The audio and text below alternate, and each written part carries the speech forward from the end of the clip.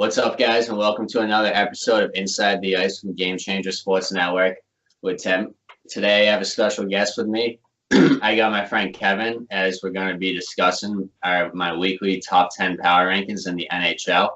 We do have a few shakeups in the top 10 power rankings, a few new teams. A few teams fell out of the power rankings. And also, there are a few teams that me and Kevin are going to have a little debate on heading into this power rankings episode. We have recently created a Twitter and YouTube account for Inside the Ice, so check out both of those. Also, check out the Game Changers Twitter, Facebook, and YouTube account. Like us, subscribe to us, follow us, tell us that you love us, tell us whatever you think of us. So, we have the top 10 teams of Week 24 in the NHL this week. So, how are you feeling, Kevin, heading out to St. Patrick's Day this weekend? Oh, I'm feeling good. Ton of good games last night. This whole last week has been interesting. We were talking about it earlier, and I think you said there's not a night that's going by now where you don't see some kind of playoff importance or potential playoff matchup. Yeah, exactly. So I'm just going to jump right in, and we're going to start with my top 5 because we do have a general consensus between the two of us that is pretty much the same. Right now, the top 5 is number 1, Tampa Bay, obviously. Number 2, Boston. Number 3, Calgary. Number 4, Washington. And number 5, San Jose. So do you want to start with Tampa Bay and give a little notes on that? Yeah, sure. If you want to go into that first. So right now, Tampa Bay is 8-2-0 in their last 10 games, which, I mean, isn't that out of the ordinary for them. I feel like they'll hit this stride where they'll win somewhere between 3 and 5 or even 6 games and then just drop one. They're currently on a 5-win streak. I think what's amazing about them is their team looks so healthy right now. I mean, you see some other teams like Bruins lost Pasta for a little while. Like, they'll just lose a guy here or there. San Jose lost Carlson. But for the most part, Tampa Bay has been able to stay healthy. Kucherov is a lock for the most points in the regular season. I mean, it's official. It's unofficial, but it's basically official. I don't think anyone's really catching him. Their goalie, Vasilevsky, is 3rd in the league for the best save percentage, and their team is currently 1st in the power play and penalty kill. It just seems like they just dominate in every stat that can be possible. Even like the goal differential, they have a goal differential of plus 96. Well, as I was saying earlier, like last year they did lead the league in goal differential, but it was only plus 60. So just even with 9 games remaining, they still have upped their goal differential by 36 goals. And exactly. We haven't seen a patch in this season where we saw like a 3 or 4 game losing streak for Tampa Bay. We had a little patch where we were like, they did have a few injuries, but that was a long time ago. And like, it seems like they're completely healed from those. And we're still having like momentum building nights in Tampa Bay. They aren't slowing down heading into the end of the season. Like Stamkos just got the records for most goals as a Tampa Bay Lightning player. And that game was huge in Tampa Bay. Right. And I mean, like you were saying, there's only 9 games left, and they already are the President Trophy winners. So they're not slowing down.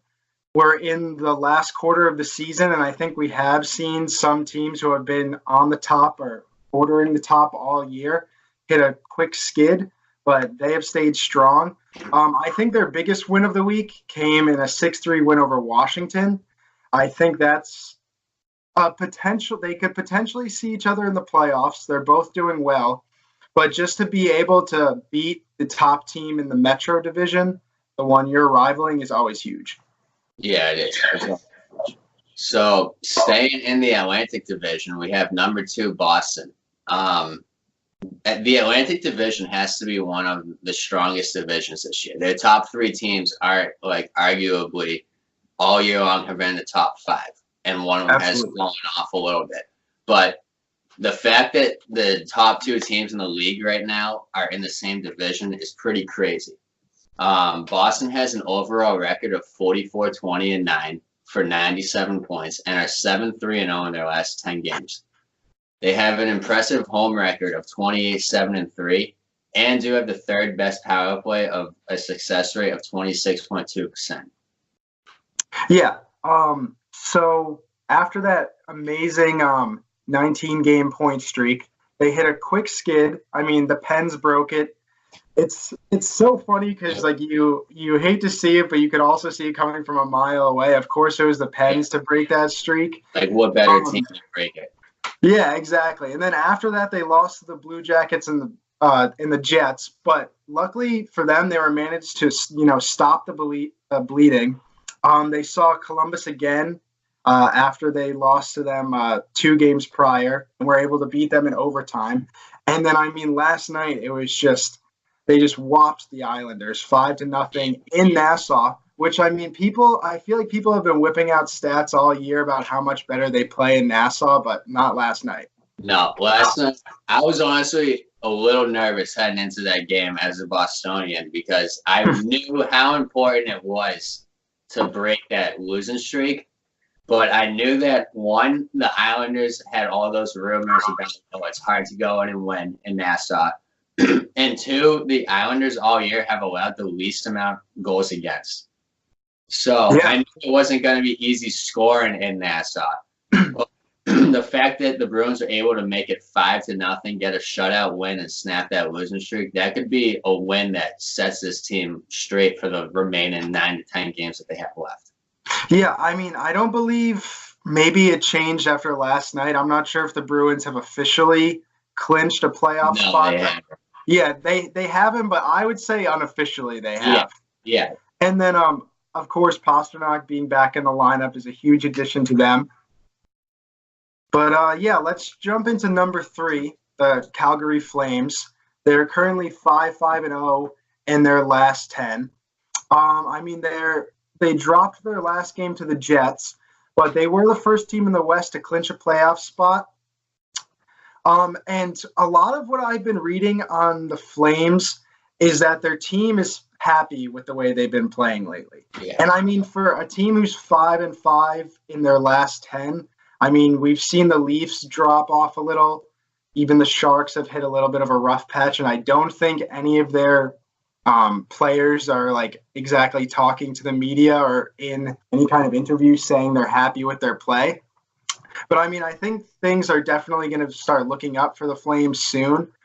I mean, their next 3 games are against Ottawa, Vancouver, and LA. So they should be able to hit a bit of an easy patch there. I'm not saying it's 3 guaranteed wins, but their upcoming schedule looks a lot better than some other teams. And they are 3 points ahead of San Jose. So with about 9 games left, that is a pretty healthy lead in the division. However, that's by no means to say just lay over, because San Jose does have the capacity, even though they are in a rough patch, to take that division right away from Calgary. However, I do have a little concern about Calgary on their special teams, because they were the first team to clinch a playoff spot in the Western Conference. However, you would expect them to be, if they were the first team in the Western Conference to clinch a playoff spot, you would expect them to be top 10 in the special teams. They have the 10th ranked power play of 21.2% success rate and the 21st ranked penalty kill of 79.7%. If you go into the playoffs against other teams that have very strong power plays and you're letting up penalties, you could easily give games away. Oh, absolutely. Absolutely. And I mean, on the reverse of that, they are 3rd in faceoffs. So I feel like while some of their stats are a little on the lower end, they're getting control of the puck and they're executing properly. So I think that's one of the biggest things that's saving them right now. People underestimate the power of winning a faceoff. When, just take a look at football. If the other team scores a touchdown on you, what do? They kick the ball off to you. If the other team scores a goal in hockey, it's just a face-off. You'd never guarantee the puck. If you win that face-off, you have possession of that puck for the next 2 to 3 seconds, which is instrumental to any play being set up by your team. And how many times this year have we seen a team score and then within the next 3 to 5 minutes score again? I mean, It's just those little daggers that insurance policy that really helps them through.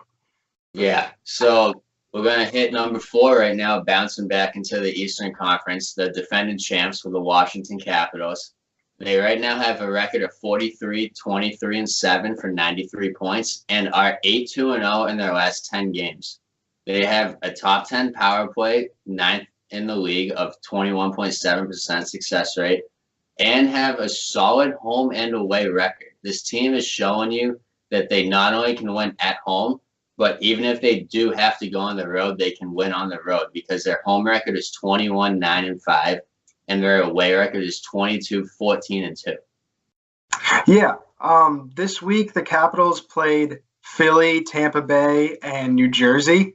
They notched wins in Philly and Jersey, which, I mean, isn't that out of the ordinary? The Capitals, one of their biggest strengths is they just seem to have dominance over the Metro. They actually fell pretty badly, though, to Tampa Bay, 6-3. There is a rematch, though, tonight, so I think that'll be huge. Yeah. Washington was able to reclaim first place in the Metro, but their lead is not huge over the Islanders, and even the Pens and Canes still have a very good chance of rising up to 1 or 2, depending on how the last 10 games, 9 or 10 games of the season go. Yeah, definitely. But I do think the addition of Carl Hagelin is huge for this Washington Capitals team because if they do have to go into the playoffs and play the Pens, Hagelin is very familiar with the Penguins organization. And Hagelin has produced some points because when he got traded to LA, he kind of fell off the roller coaster a little bit and wasn't doing much. So it's kind of nice to see him come back to the Metro Division, produce some points. And Washington, I don't know about you, but all year I was like, this team has the same roster as the team that won the Stanley Cup last year, but they aren't playing like it. But within the past 2 or 3 weeks, they've picked it up a notch. And if they can pick it up another notch heading into the playoffs, this team very well could repeat, in my opinion. Yeah, I think towards the beginning of, or not beginning, towards maybe the middle of the year, Capitals and Pens were in a similar situation where people were a little confused about how they're underperforming. I think it might even be a strategy where they're not going to go hard the whole year. Especially like you were saying, they have the same rosters last year. They've done it before. They can do it again. It's just a matter of the race is so tight right now. Let's hope that some games they dropped at the beginning of the year don't badly affect them now. And like you said, the race is so tight. And the other thing is any team in the Eastern Conference that wants to go to the Stanley Cup is most likely going to have to go through the Tampa Bay Lightning. Absolutely. I firmly believe that right now. So the 5th team right now is San Jose. They've hit a little skid. They were in the top 3 for a while, in my opinion, but they lost 3 games in a row, resulting in being 6-4-0 in their last 10, and their overall record is 43-22 and 8 for 94 points. They are second in the Pacific with a home record of 23-8-5, which to me, this is going to push forward a little bit, but this just shows the significance of Vegas going in and winning 7-3 in San Jose last night. But like I said, they are second in the Pacific with 3 points behind Calgary for the first place spot, and they are 7 points ahead of Vegas for that third place spot. Yeah, I mean, going back to what you said about them dropping out of third in the power rankings from last week, I don't necessarily think they've been playing terrible. It's just there's been some sloppy games as of late. I mean, they let up 15 goals in their past 3 games. So they played Panthers, Predators, Vegas, lost all 3. Obviously, they're on the 3-game lose streak. And there's been a -8 goal differential. So, I mean, honestly, there's a bit of a goalie problem right now in San Jose. They're 2 goalies combined to currently have the worst save percentage in the NHL out of all the other 30 teams. So, I mean, if you think of them as a team, you know, they have Burns and Carlson. You think of them as a defense-heavy team, but then you see them letting up so many goals in all of these games. I think they just need to shore up their defense. The interesting thing, like you said, they have Burns and Carlson, which when I saw Carlson going into San Jose, I was like, that's probably the best deep pair like in NHL right now. Yeah. Burns and Erik Karlsson. However, Carlson is an offensive defenseman, and in my opinion, he hasn't had the years like he had in Ottawa where he was just producing points. And I don't know if that's because he's still like becoming acclimated to the atmosphere and a new team, because he was like the franchise player of Ottawa for a few years. But San Jose has the 6th ranked power play of 24.1% success rate. And I'm just looking at like, if I see teams in the Pacific right now that could face each other in the playoffs, San Jose and Calgary could very well have a series against each other. And we just stated that Calgary is not good on the penalty kill. So I think that's a note to keep, that if these two teams have to face each other, Calgary cannot take penalties against San Jose. Exactly. And then on the other side of that, if they are able to control the amount of penalties they take, San Jose's got to be careful, because if Calgary's winning those face-offs and pushing them into the D zone every time, they're going to have some trouble. One last positive thing on the Sharks, they clinched a playoff spot, and I know that it's kind of close as far as their rankings are going, but it's really doubtful they're going to drop below 3rd place. Like, there's no way they're going into a wild card spot. No. I think the top 3 teams in the Pacific will be Calgary, San Jose, and Vegas. Yeah, absolutely. Because the Knights are on a bit of a surge, but even if they were able to rack up the points, it's most likely going to be them and the Sharks anyway. Yeah. So that's our top 5 right now. The bottom 5 of our power rankings is a little different from each other. So I'm going to list my bottom 5, and then Kevin's going to list his bottom 5. And then we're gonna go 6, 7, 8, 9, 10 on why we chose our teams. Number 6, I have Toronto. Number 7, Vegas. 8, Nashville. 9, Winnipeg, and 10, Pittsburgh. All right. So for my bottom 5, I did 6 Vegas, 7 Maple Leafs, 8 Nashville Predators, 9 Winnipeg Jets, and for 10, I had the Carolina Hurricanes.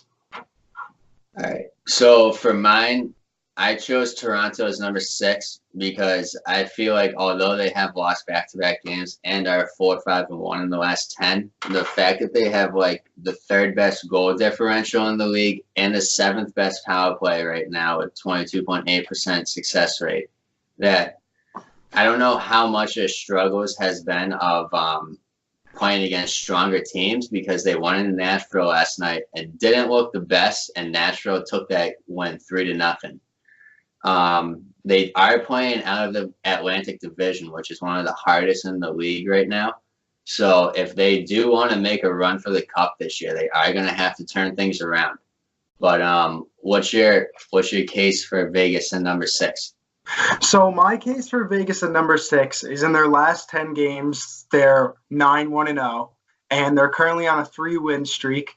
Dallas and Edmonton were 2 nice wins. I think the biggest one, though, was against the Sharks. 7-3 win. We were kind of going over that last time, so I don't want to repeat it.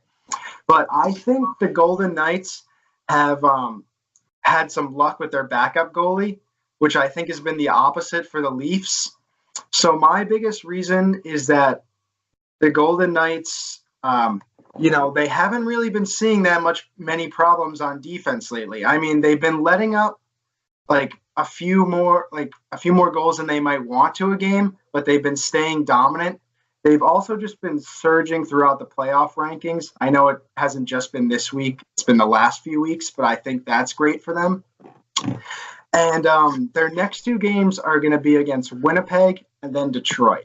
So if they can kind of ride this good streak into Winnipeg and notch another win there, I mean, they're going to be just getting closer and closer to the Sharks record, and just giving themselves a little bit of insurance in case they hit a skid. Yeah. So just a few notes. We did just flip-flop 6 and 7. So I do have Vegas as number 7. just a few more notes on Vegas. They are 7 points behind San Jose for that second spot. However, they are 9 points ahead of Arizona for the third seed in the Pacific. So I do think they have like a pretty solid lead in that top three. They are, as you could see, they are very strong at home with a 22-10-4 home record.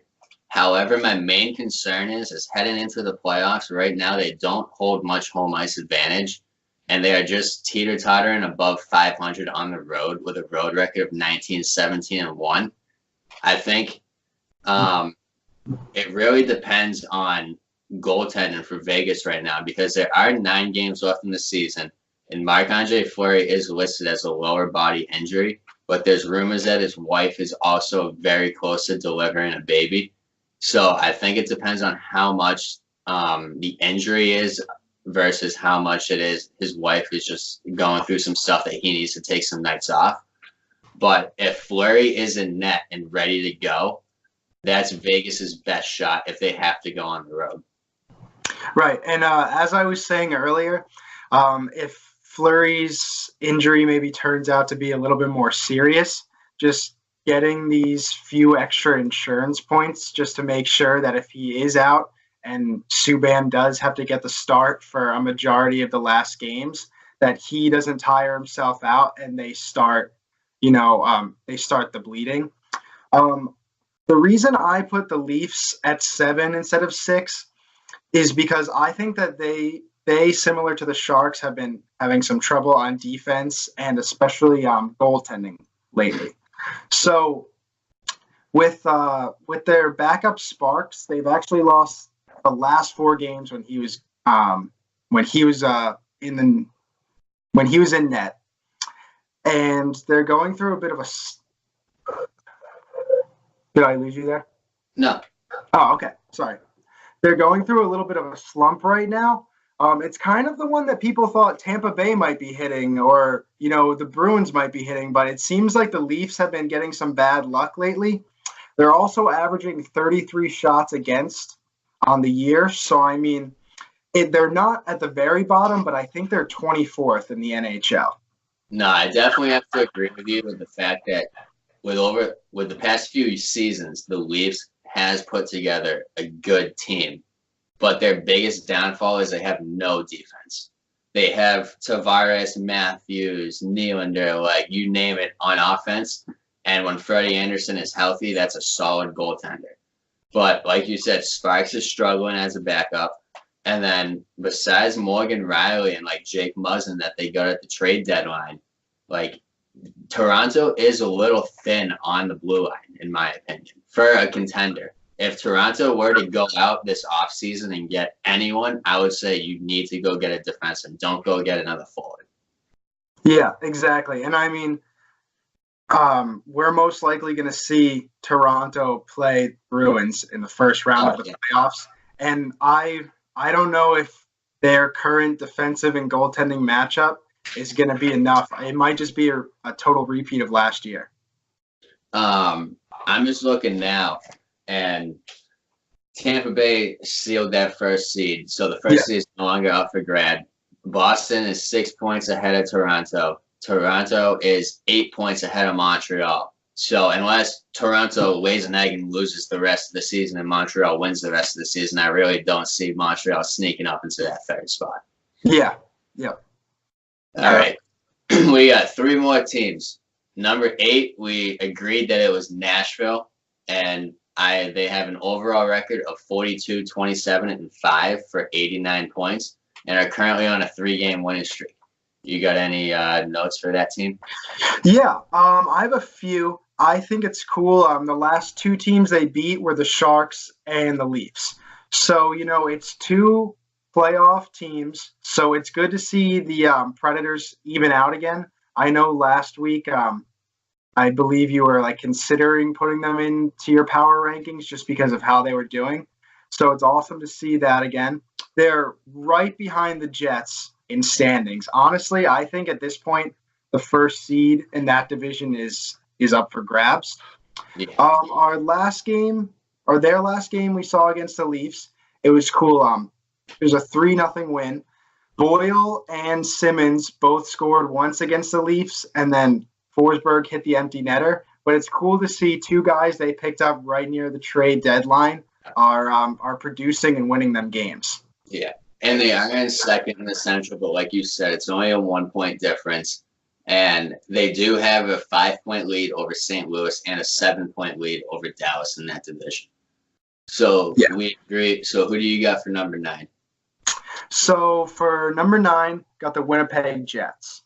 So they're 6-4-0 in their last 10, and they're currently on a 3-game win streak. It's very similar to the Predators. I mean, these two rankings could have gone either way. I just think what gave it to the Predators is they've beaten some more impressive opponents lately. I mean, the Jets did beat the Flames, but then they got their next win against the Kings, who have already been eliminated from the playoff contention. The Jets have some nice stats. They're near the top for a lot of team stats. They're 6th in goals right now and 5th in shooting percentages, which I think go hand in hand. Not to mention they're 4th best in power play. Their next 2 games, they have the Ducks and then the Golden Knights. So I know I've been saying this a lot, but there are a lot of teams who can really ride their win streak momentum when they're playing their next team that might not be too bad and try and bring that energy into a team that's competing for the same playoff spots they are. And Winnipeg is one of those teams. And at home, Winnipeg is 24-9-4.